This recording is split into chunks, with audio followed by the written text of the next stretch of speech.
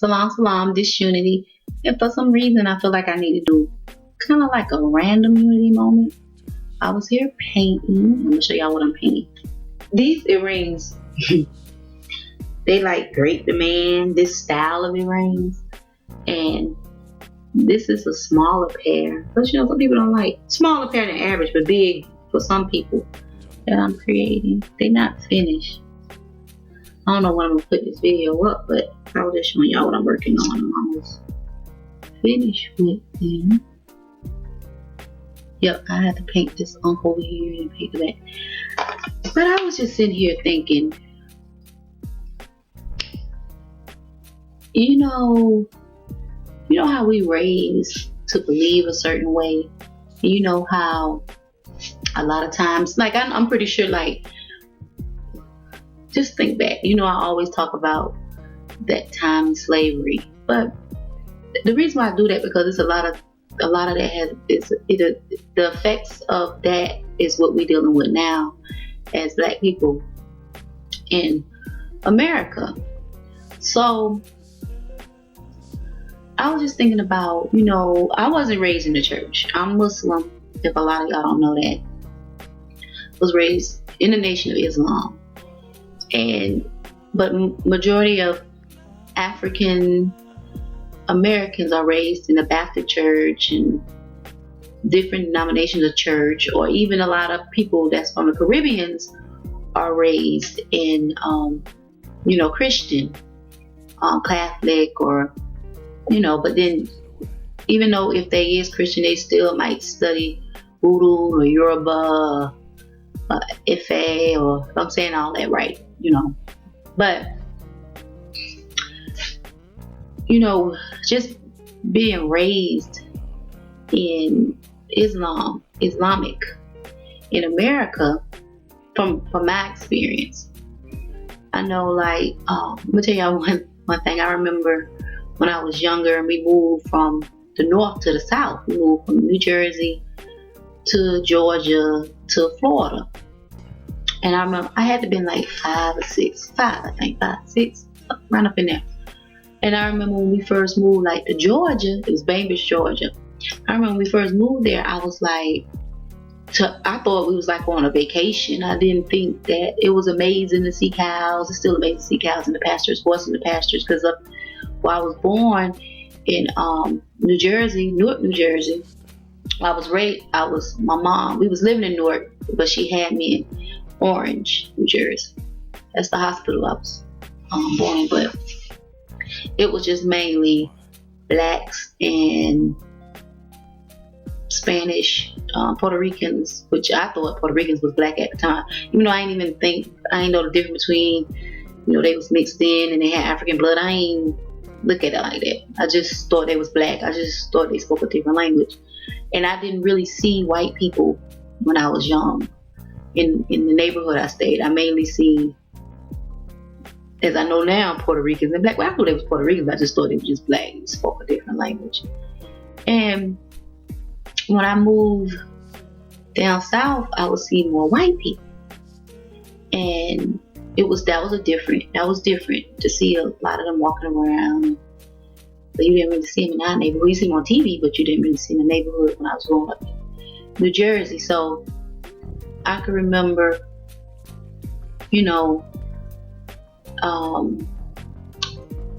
growing up and moving into Florida, and like I was saying earlier, like it's majority of my people was Christian, and you didn't see a lot of quote unquote African American Black Muslims in the South. So that was a lot. I think I'll do a video growing up in the nation. I'll do a video on that. But my mom was real strict. We grew up in a real strict way of life, religion, whatever, if people decide to say that. But I just say way of life, because that word religion is like a big debate, between spirituality and I'm not religious, I'm not spirituality, I'm religious, spiritual, all that wordplay. But anyway, so I can remember we had moved in this big old house. To me, it was gigantic, right next to this place that I guess was low income. I didn't know that then, but it was a house, and it was like a low income complex right next to it. It was weird, that neighborhood, when I think about it now, because it was like a lot of Jewish people with big giant houses there in that neighborhood. And then it was this low income place right there on the corner where you had these big old houses with big mansions. We didn't stay in a big mansion, we stayed in a house. But it's like right down the street from this. It was just weird how that was set up, not thinking about it now. But I can remember looking through the gate, and I seen all the little children over there, and I wanted to go play. And my mom, she didn't know no one that stayed over there. And they was kind of tall. They was like kind of high, probably like 10 feet. 10 levels. Could have been more. But I remember looking through the gate, and I wanted to go over and play with the kids. There was a whole bunch of kids. And my mom wouldn't let us go over there because we didn't know anyone. But I can remember when, kids would come over to the gate and they would ask us, why y'all dressed like that? We have our hair wrapped, and why y'all talk that way? Because, when I first moved from New Jersey to Florida, we had this northern sound. Like, I can remember some of the words. My dialect, my language is a little bit different from it was when I first moved from down there. It's like a twang. It's like, it's interesting. But I would say, like, you dog. I can remember some of the words. What are you doing? And I remember people like, why y'all talk that way? But they used to ask us all questions like that. And I remember when we finally can go over to someone's house, my mom met this lady, and her name was Miss Ruby, and she had 2 daughters and 1 son. And when you go into someone else's household, you see the way they eat different and this and that. So I remember when I would go to her house, I would see, like, she had like this thing on her stove, and it was like full of oil.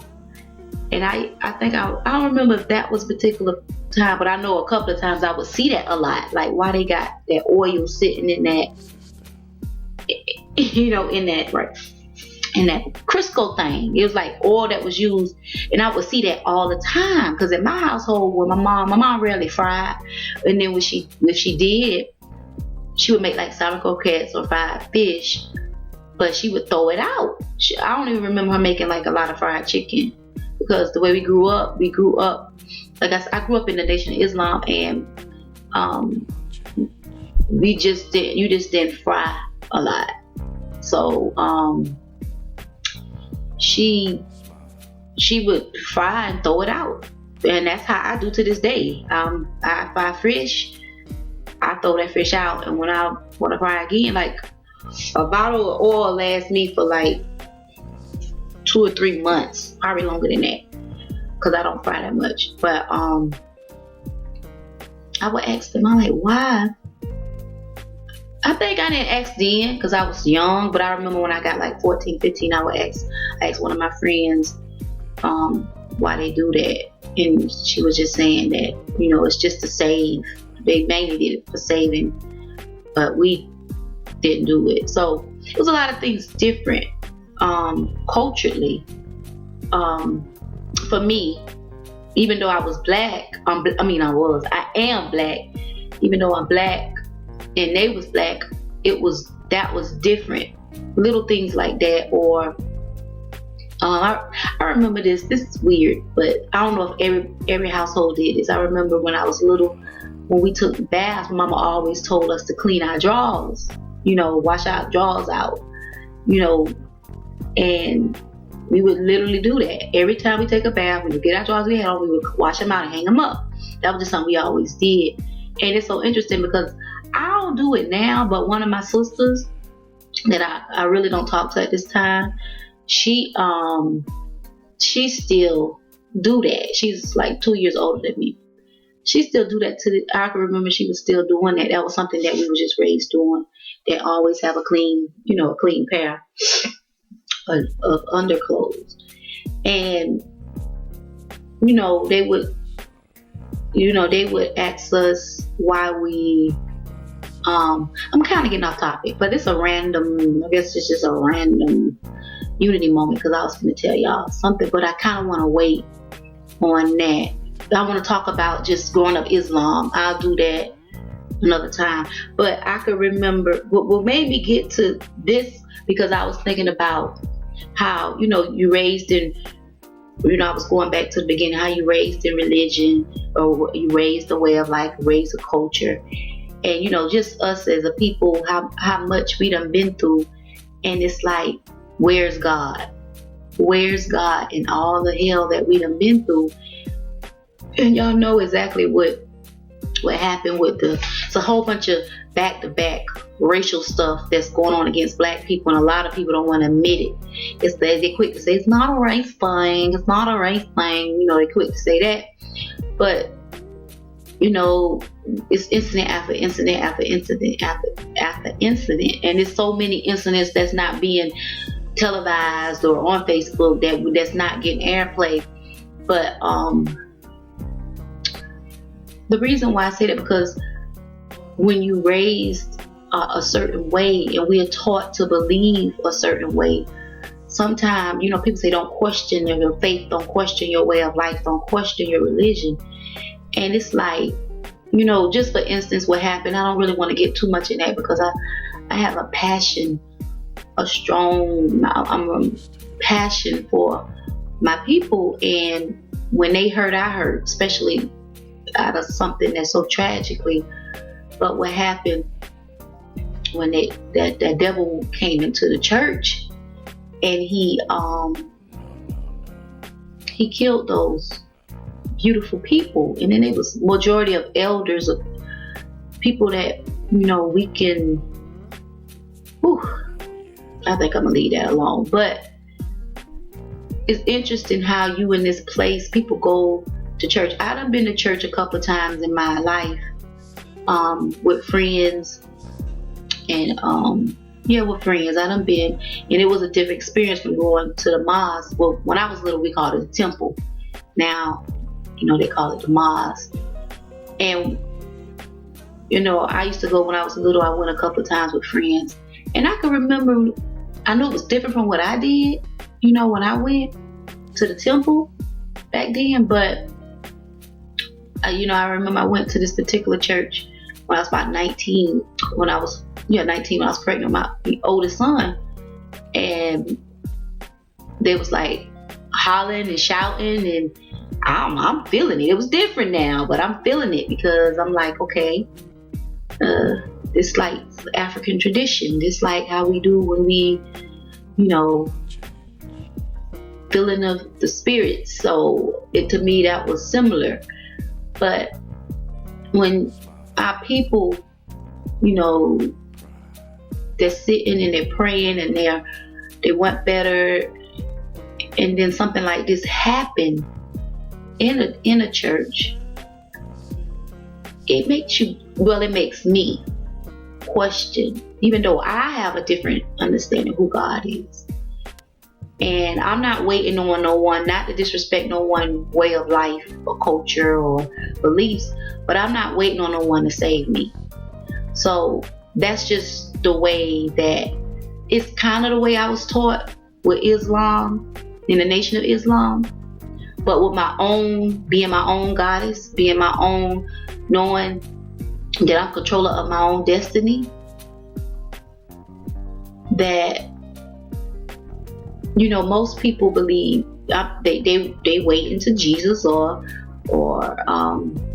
no, in Sunni Islam, they don't believe that Muhammad is coming back to save. But I know it's a lot of different ways of life or religions that believe that someone is going to come back and save them. And to me, it's like, when I sit and I think about that, I sit and think about like Esau, or some people call him Yeshua, or he had, different names. They truly believe that he's going to come back. And like I said, I don't want to disrespect nobody religion, but it's like mathematically he was. Some people say he wasn't real. Some people say he wasn't real.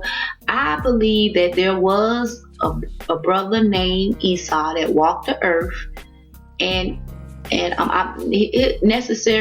have to be the way I'm saying his name, but I truly believe that there was a brother that was beautiful, and I believe that he performed miracles, because when you look at this society, people can do that with Reiki and all that. So that's not like something that's different. When people say that this person can perform miracles, he can heal and this and that, I don't really want to get into the religion aspects of it, but it's interesting how we can look at history, and we had so many beautiful people that then gave us knowledge and wisdom so our life can be better, and we can, because you can have so many different crossroads in our life. We can have a crossroad that way, and I truly believe it's a balance. It could be, just say for instance, it could be 3 different ways of crossroads that you can go, and they could be good paths, and each path of those crossroads can be good. And then over here you got 3 different ways of crossroads, and even every decision of that, you're gonna struggle, you're gonna go through something. And I truly believe, I'm trying to figure out what I'm getting at. I'm losing train of thought. But anyway, I was just saying, that's how I look at it. I look at it as it's crossroads, and we can pick and choose which one we want to go through. And it's just interesting how before Esau, Jesus, Yeshua, whatever you feel his name is, or the Son of God, or was here, we had people. King Tut was older than Esau, so you had a lot of people in history that was older than him, and you never heard them say that they was gonna come back into this reality. In Kemetic way, they believe there's an afterlife. So it's interesting how a lot of people in this world, this society and other societies, that believe that someone is going to come back and save them, it just don't seem mathematical to me, that a person will come back. It's like, especially when you look at black people, we're so religious. We have so much, and I know why, because we have a divine connection to God. So that's another belief that I believe. So anything we do is passion. We love hard. So even if someone told us this is the way things are, and we've been traditionally taught that way, we believe it, because we don't look at other things, and we look at anybody else differently if they're not like us. Even if we're in the black community, if you got a Muslim or a Hebrew Israelite, or a person that say they under Dr. York Malachi, or you will look at them like, ooh, them weird people, they in a cult, or da-da-da-da. But it's interesting when you look at the majority of our people, they really truly believe that someone, it's kind of like, and no disrespect, I'm going to say that again, because I have all type of people in my family, all type of friends, and people can live the way they want to live, but this just the way I feel. It's just like believing in a Santa Claus. It's like, when you hear that story of Santa Claus, they say, he know when you are sleeping, he know when you're awake, he know when you're good or bad, for the good and the goodness sake. That's the same thing when they tell us about God. God knows everything, and da-da-da. But it's like, like I said, I have a different understanding of who God is too. So maybe one day I'll go in there, but I won't let it just be a random video. I kind of write some notes down and just don't go off the top of my head, because I'm dealing with something like that. I want to respect people, but that's just the way I feel about who God is. And so it's like mathematical for a person, because think about it. You had people that was living, let's just say for instance, 200 years ago. And in those 200 years, they said that they were saying the same thing. Oh, God is going to come. Well, these, people believe God and Jesus is the same. Well, I do believe that Jesus, if he's real, I believe it was a person named Esau. Yeah, I could believe that. It's a little question there, but my spiritual guys, says it was someone named Esau. He was divine. He was righteous. Da da da. But where I was going in? Say 200 years ago. Say we was one of our ancestors was in slavery. I'm not gonna say they were slaves because that was a name they gave them. But that's just, and they believed, because Christianity was something the Christianity that we know it in this society was something that the white man gave, but it was kind of watered down. His version of what he gave was kind of different from what they taught in white churches. So that's a whole nother, it's just so much.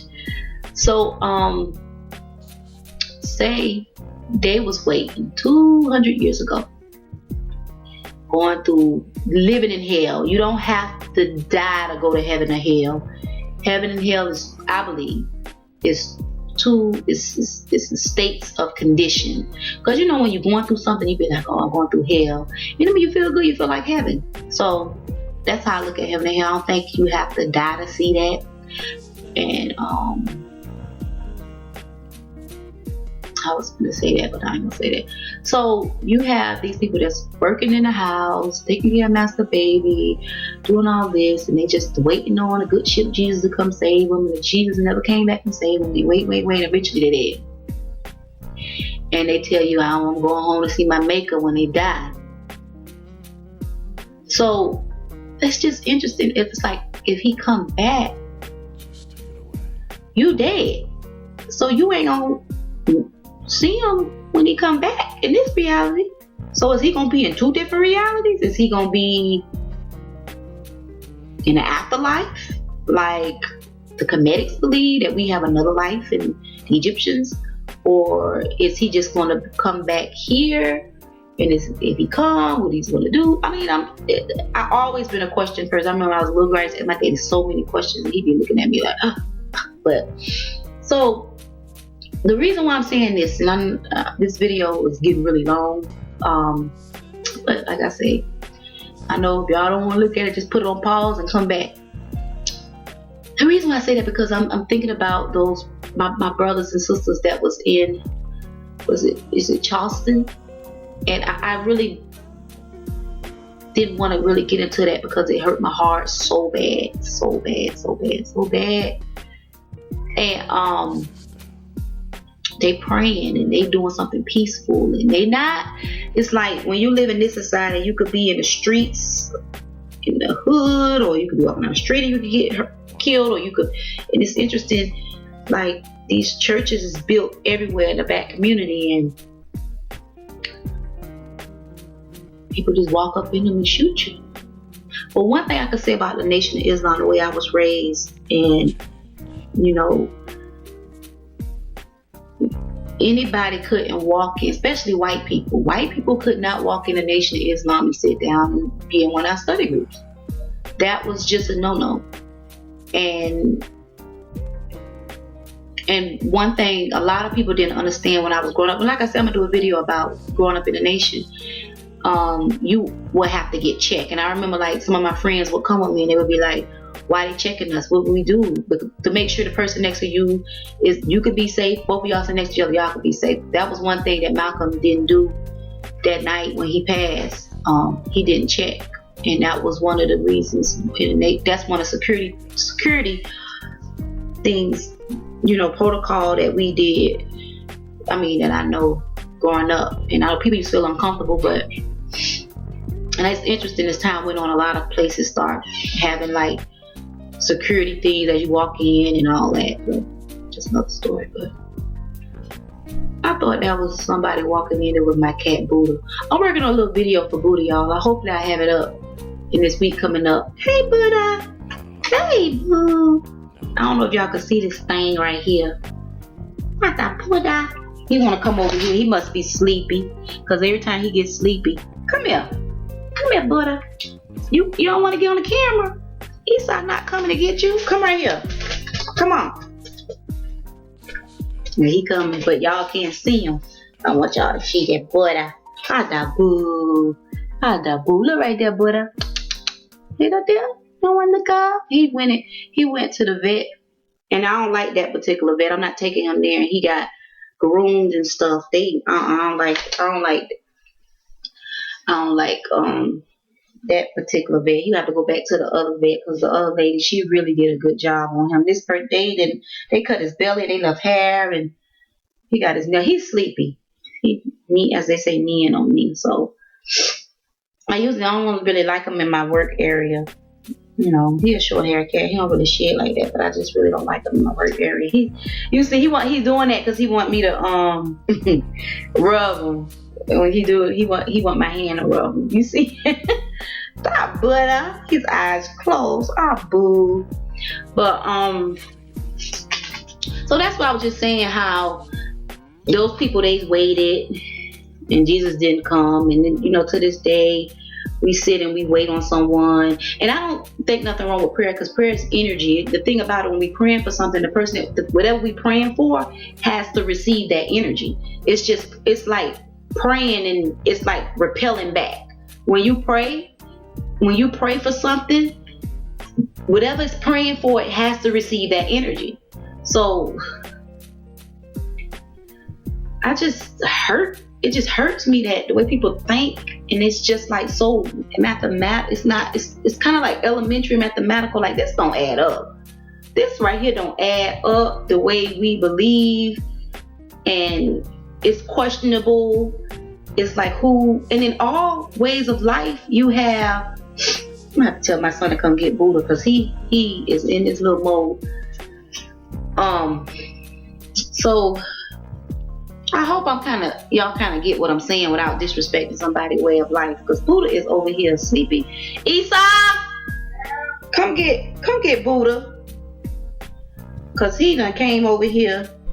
He was in the room sleep. Yeah. He just done came over here. Yeah. Pick him up. He's heavy, fat self, huh? Gumbo. When Esau come, he'll be trying to like lay down over by me so he won't have to go in a room. He got a cage. I don't like putting him in a cage unless like somebody come over, and they don't like cats. But so that's just interesting. It's just like, and it's interesting when stuff like that happen, how white people, they'll be like, when somebody die like that, they'll be like, gone too soon. They'll say stuff like that. Like, I remember when Aaliyah passed, they was like, going too soon, life cut too soon. But we as black people, we be like, the Lord done called them home. And that's just weird for me. I just don't believe that God would do something like that. When people get raped and killed and murdered, we'll say that it's tragically, we'll sit and say the Lord called them home. I get on my nerves right now. But it's just it's interesting how we think a certain way and other people think another way. And if you go to other parts of the world and look at death, God and everything different, it's just one-sided. That's why it's good to travel and read, and because it's so many people think so differently in this society, and people look at you saying, "Oh, I can't believe she said that." Yeah, I'm not waiting on no one to come save me. I'm living in a world that I know I have to save myself. And that situation, what I look at, you had this asshole that came in and done that because he truly believed, and a lot of white folks believe that this is their land. It ain't your damn land. This is the indigenous people land, which were black. And it's crazy how we sit and believe in even there. You would say, where's God? I know where God at. God is us. And the God in me say, you better get you a gun.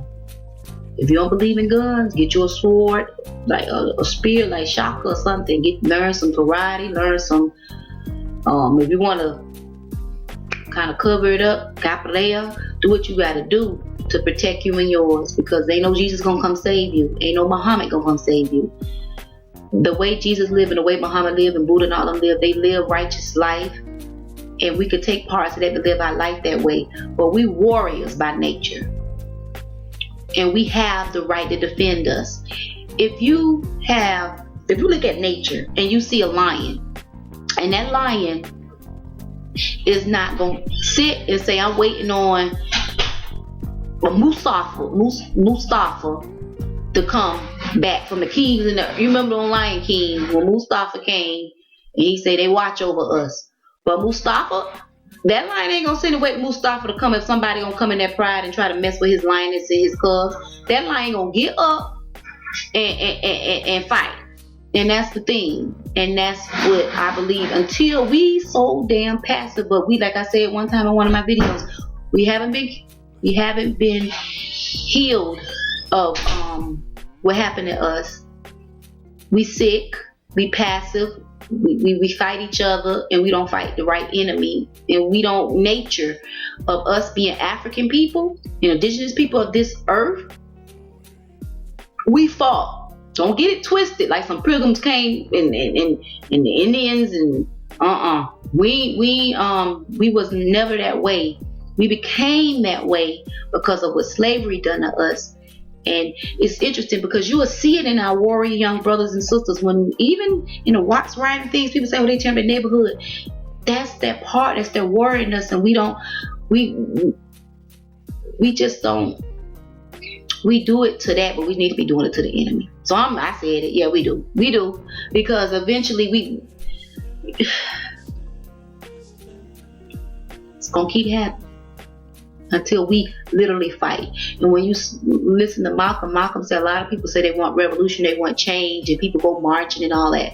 But when you look at anything, even if you read the Quran, it was wars, and people went and fought, and it was bloodshed, and it was fatalities, and it was people that died. But the other people lived better because the other people gave their life.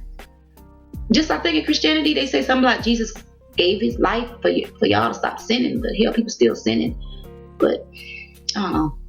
Only thing I know is I have a certain way I believe, and I don't want people to believe the way I believe, but I just want people to just look at things with a logical, do critical thinking and say, okay.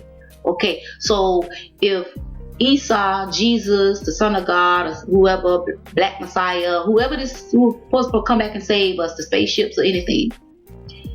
If people done died and no one came and saved them, I guess they met them in the afterlife.